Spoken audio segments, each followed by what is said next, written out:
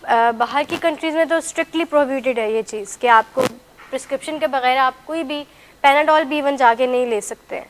यहाँ पे तो हमें जाके हम कुछ भी कहें और हमें मिल जाती है, कोई एक दो रेफरेंस नहीं मिल जाती है। मतलब हम गलत फ़ायदा उठा रहे होते हैं, हम कॉन्स्टेंटली शॉर्टकट्स की तलाश में होते हैं। ये हमारी एज अ पर्सन ये हमारी नेचर बन जाती है, क्योंकि और ये नॉर्म जो है एक सोसाइटी से चलता आ रहा होता है।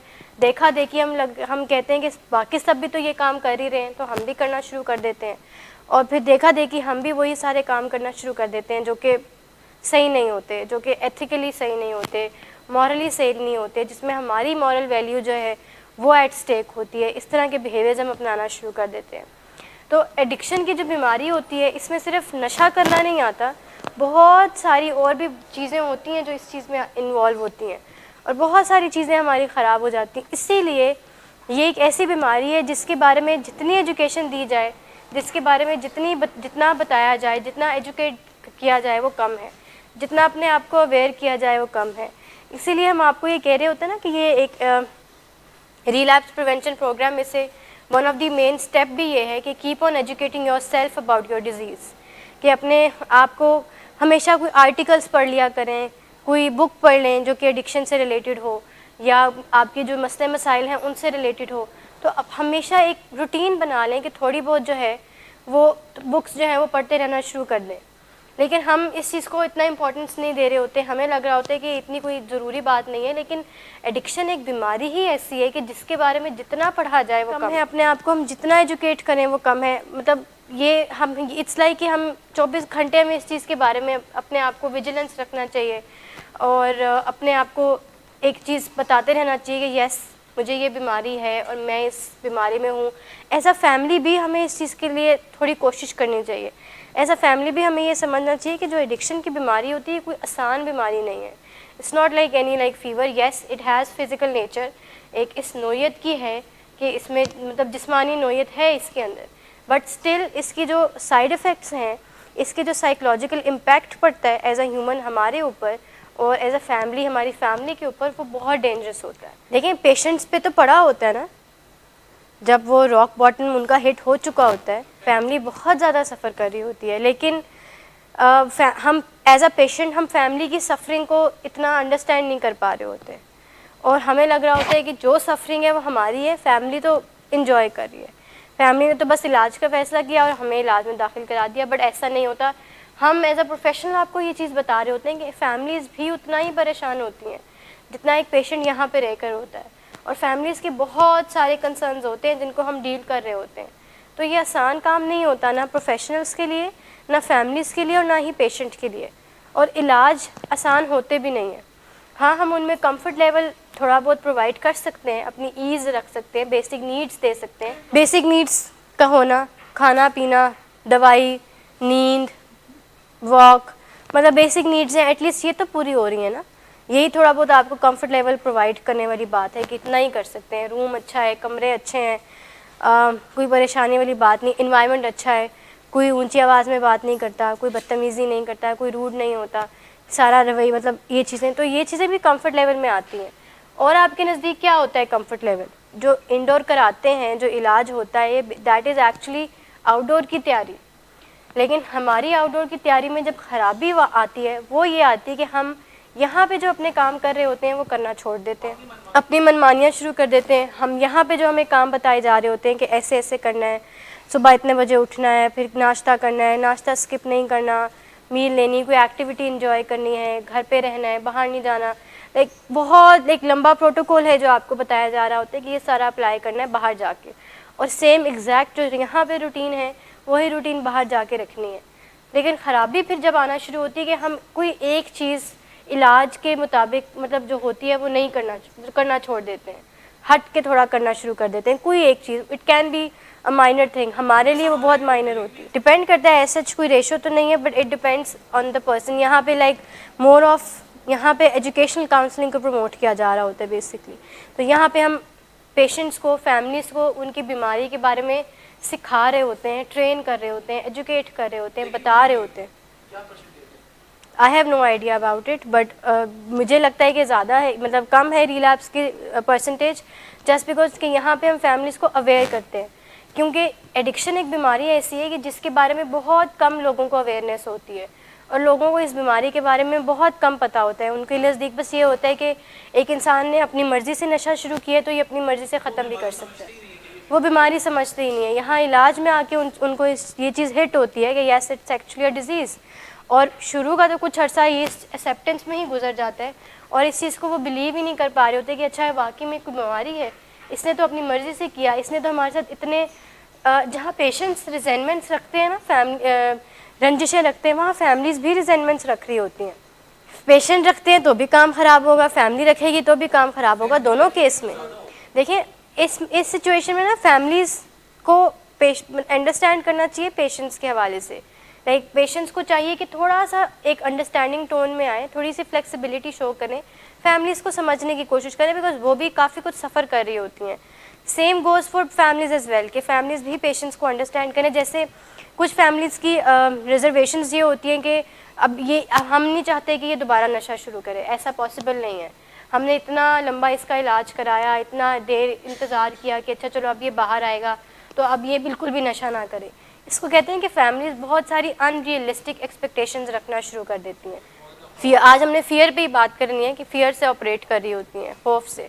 इसका हल ये कि उनके साथ कम्युनिकेशन और अच्छी करें, बातचीत और अच्छी करें। सेकेंडली अपने बिहेवियर्स, अपने रवैयों से उनको ये चीज़ दिखाएं कि आपको परेशान होने की ज़रूरत नहीं है। ऑल्सो यस टाइम दें उनको, और ऑल्सो इस चीज़ को अंडरस्टैंड करें कि अभी उनकी परेशानी थोड़ी बहुत बनती है, बिकॉज अभी वो बड़े सेंसिटिव स्टेज के ऊपर है, just like you as well. आप भी बड़े एक सेंसिटिव स्टेज से गुजर रहे हैं और वो फैमिली भी गुजर रही है। इसीलिए जो 3 महीने का टाइम होता है यहाँ से कंप्लीट हो जाने के बाद आउटडोर में स्टैंड्स के ऊपर, बिकॉज एक सेंसिटिविटी बहुत ज़्यादा होती है दोनों साइड से। देखिए जब पेशेंट्स अपने बिहेवियर इस तरह रखते हैं ना कि आप इलाज के प्रोटोकॉल्स को सब फॉलो करें। मैं आपको एक बात बताऊँ, शुरू में अगर दिल नहीं भी करता ना प्रोटोकॉल्स को फॉलो करने का, फॉलोअप्स पे आने का, दवाई खाने का, अपनी मर्ज़ी करने का ना करने का, मतलब अगर दिल नहीं भी करता ना तो शुरू में ज़बरदस्ती करें, कंप्लायंस दें फैमिली को। Compliance is the main reason कि जिसकी वजह से हम जो है इस तरफ आ सकते हैं और जिसकी वजह से हम अपने फैमिलीज़ को ये शो करा सकते हैं कि yes we can be trusted again. जी मिस, मतलब फैमिली की ट्रेनिंग इस तरह से इतनी स्ट्रॉन्ग इनफ होनी चाहिए कि उन्हें पता हो कि फियर से ऑपरेट नहीं करना। लेकिन स्टिल मैं आपको बताऊँ मिस, जितनी मर्ज़ी स्ट्रॉन्ग ट्रेनिंग हो जाए ना, वो जो एक इमोशनल अटैचमेंट होती है ना पेशेंट के साथ फैमिलीज़ की, वो कहीं ना कहीं वापस उनको फियर की तरफ ले आती है। फिर ऑब्वियसली वो फियर की तरफ चले जाते हैं, फिर प्रोफेशनल हेल्प लेते हैं। हम उनको कहते हैं कि नहीं फियर से ऑपरेट नहीं करना, वो छोड़ देते हैं करना। लेकिन फैमिलीज़ के लिए भी उतना ही मुश्किल हो रहा होता है इन सब चीज़ों को अप्लाई करना जितना पेशेंट्स के लिए हो रहा होता है। बैलेंस तभी क्रिएट होगा जब इलाज के प्रोटोकॉल्स फॉलो होंगे दोनों एंड से।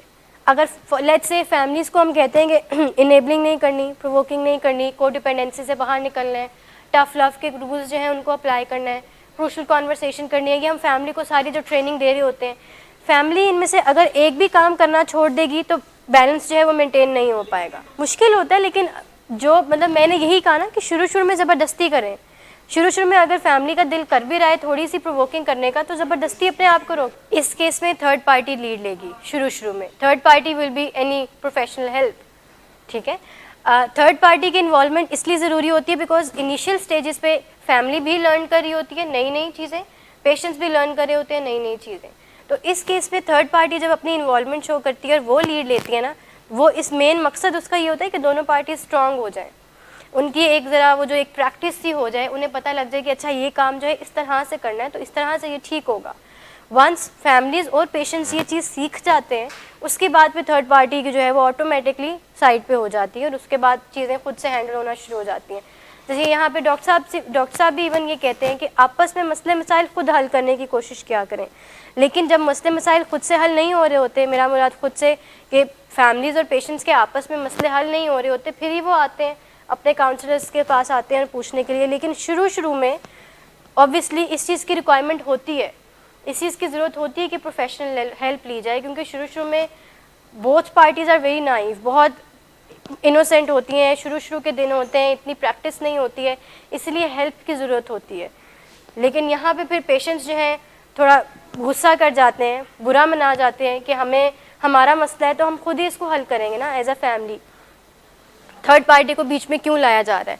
हम ये कहते हैं कि अभी इस चीज़ की ज़रूरत है अगर फैमिली इस चीज़ को फील कर रही है कि हमसे एक मसला हल नहीं हो रहा और किसी और को इन्वॉल्व करके, किसी प्रोफेशनल को इन्वॉल्व करके ये मसला हल होगा, तो ही हमें कोई अच्छी हेल्प मिल सकेगी। फैमिली की थिंकिंग ये होती है, इसलिए वो प्रोफेशनल हेल्प की तरफ आते हैं। Patient on the other hand ये कह रहे होते हैं, क्यों? क्योंकि उन्होंने अपनी मनमानी करानी होती है, क्योंकि उन्होंने अपनी मर्ज़ी को ज़रा एक प्रायोरिटी दिलवानी होती है, इसीलिए वो फैमिली से इस चीज़ के ऊपर थोड़ा आर्ग्यू कर रहे होते हैं कि नहीं, हम ये वाला मसला खुद ही हल करते हैं।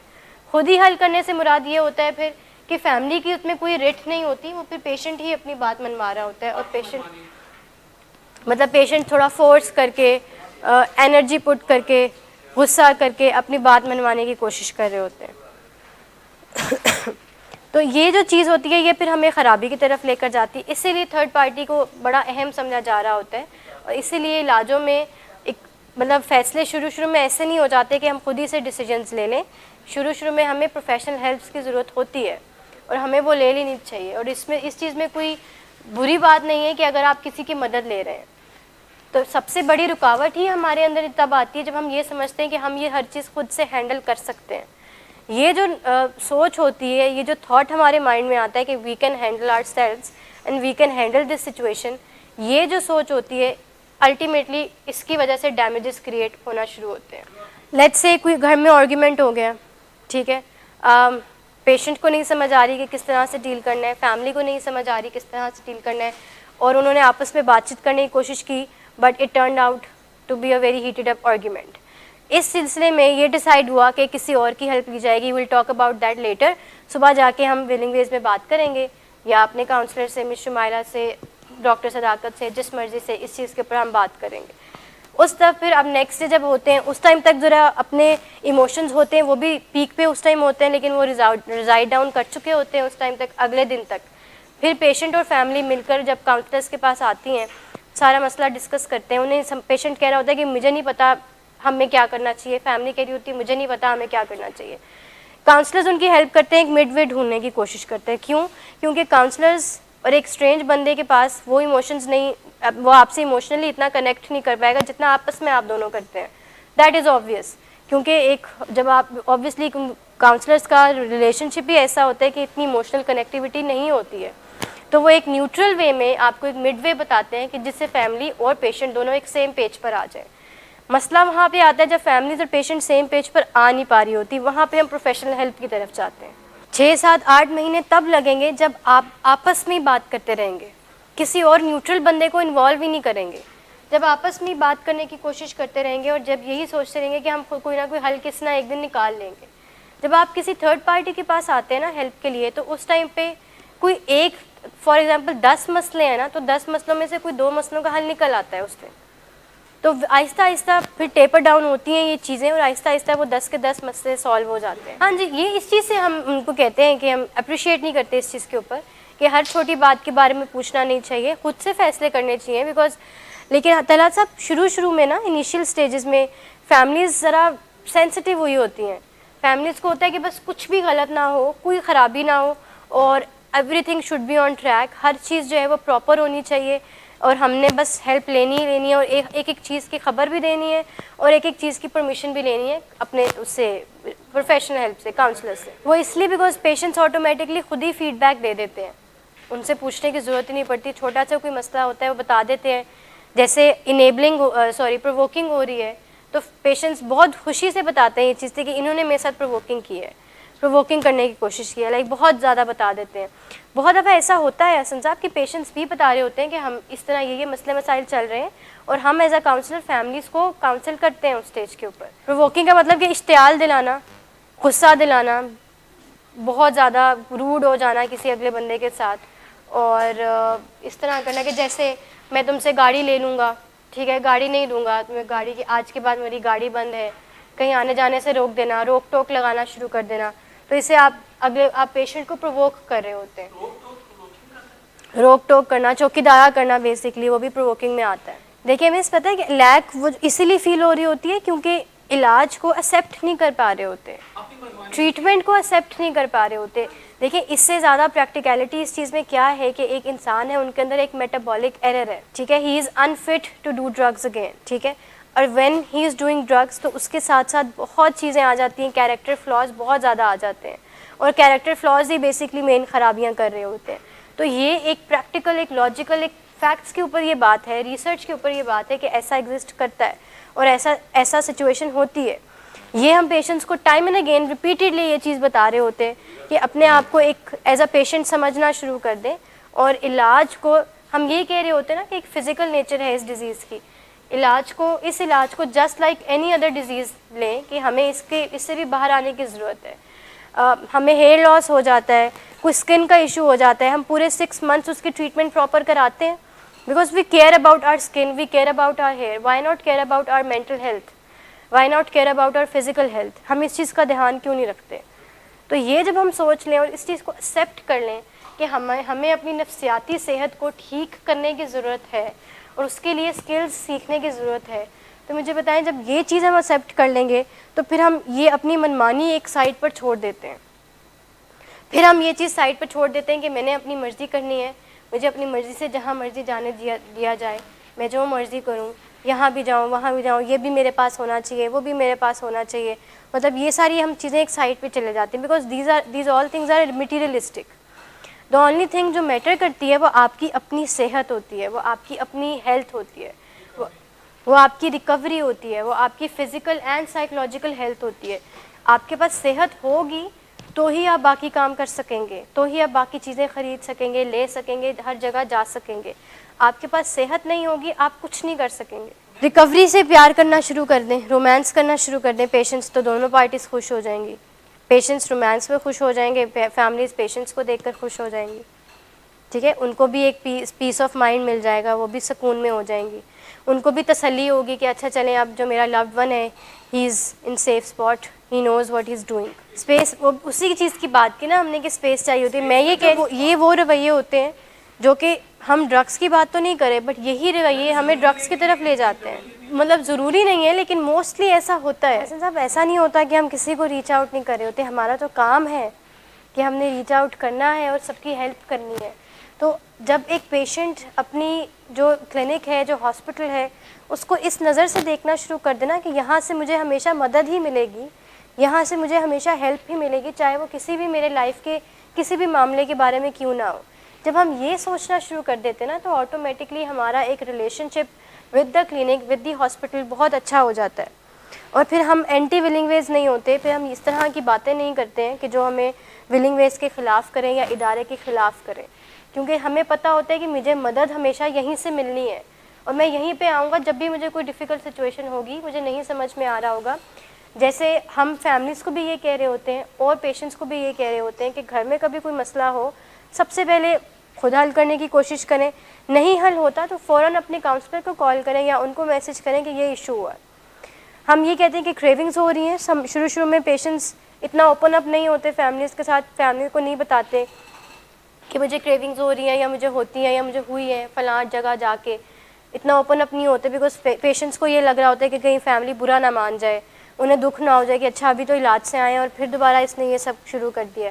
तो हम उनको ये कह रहे होते हैं कि रीच आउट टू अस, आप हमें बताएं कि हमसे शेयर कर लें कि मुझे क्रेविंग की थॉट्स आ रही हैं, व्हाट शुड आई डू। उस टाइम पे एट दैट मोमेंट कुछ समझ नहीं आ रहा तो आप हमें बताएं, हम आपकी हेल्प करेंगे। बट समटाइम्स ना हम हेल्प लेने की फेज़ में नहीं होते हैं। बहुत सारे पेशेंट्स होते हैं जिनको वो कहते हैं कि हमें किसी मदद की ज़रूरत ही नहीं है, हमें हेल्प चाहिए ही नहीं है, हम ठीक हैं बिल्कुल, आप एवं बिला वजह अपना टाइम वेस्ट करें, हमें इस चीज़ की कोई ज़रूरत नहीं है। वी नो आवर सेल्फ्स, और हमें पता है कि मैं अब ठीक हो गया हूँ, अब दोबारा मैं नशे नहीं करूँगा तो मुझे अब ज़रूरत नहीं है। ये हमारा जो एक स्टबर्न थॉट पैटर्न होता है ना, ये हमें हमारे विलिंग वेज या किसी भी ऑर्गेनाइजेशन के साथ एक अच्छा कनेक्शन बनाने से एक रुकावट पैदा होती है उसमें, क्योंकि हम ये सोच नहीं रहे होते हैं कि मुझे हेल्प की ज़रूरत है और मुझे जहाँ से हेल्प मिलेगी वो ये ऑर्गेनाइजेशन है या कोई और भी। तो जब हम अपने माइंड में ये थॉट रखते हैं ना कि आई एम वल्नरेबल और मुझे कभी भी हेल्प की ज़रूरत पड़ सकती है, तो विलिंग वेज या any other organization is always available for me. और मैं जब भी जाऊंगा, मुझे क्रेविंग की सोच आई है, छोटी सी कोई बात हुई है, किसी से लड़ाई झगड़ा हो गया या मैंने इवन किसी को लड़ाई झगड़ा करते हुए देख लिया है, तो मेरे पास मेरे काउंसलर्स हैं जिनको मैं रीच आउट कर सकता हूँ। ये हम जब सोचते हैं ना तो हमारे लिए चीज़ें आसान होती हैं। लेकिन मसला आता ही तब है जब हम ये सोचते हैं कि मुझे किसी मदद की ज़रूरत ही नहीं, मतलब हम फ्लाइट इनटू हेल्थ में चले जाते हैं कि मुझे तो किसी हेल्प की ज़रूरत नहीं है, मैंने जितना इलाज करवाना था वो हो गया अब मेरा, अब मैं ठीक हो चुका हूँ, अब I don't need any more treatment, अब मैं सब ठीक चल रहा है, ऑन ट्रैक है, और अब मैं जो हूँ मेरा विलिंग वेज से भी इतना कोई रब्ता ऐसा स्ट्रॉन्ग नहीं होना चाहिए, because I am okay now.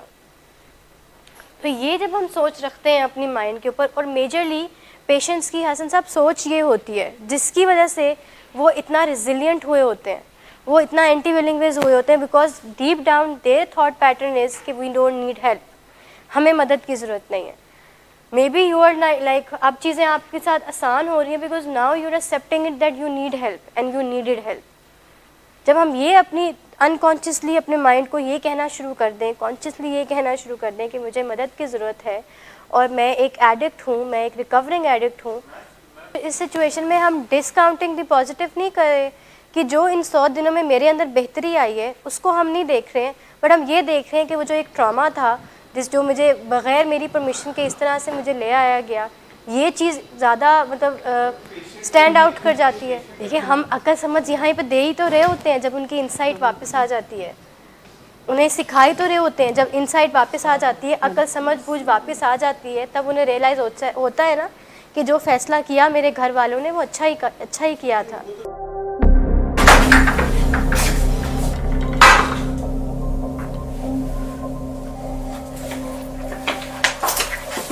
आज फिर भी कराया मेरा नहीं तो इन बच्चों का ही ख्याल कर लो। बंद करो तुम अपनी बकवास। लेकिन तुम अपनी घटियार को तो सिर्फ बाज मत आना। तुम हो ही घटिया इंसान। तुम होती कौन हो मुझे रोकने वाली? तुम्हारे बाप के बाल की पीता हूं क्या? शराब नोशी की वजह किरदार की खराबी नहीं, मूड की खराबी है। शराब नोशी कभी भी नशे की बीमारी में बदल सकती है। नशे की बीमारी हर स्टेज पर काबिले इलाज है। मदद हासिल कीजिए, क्योंकि वो ऐसा नहीं करेगा।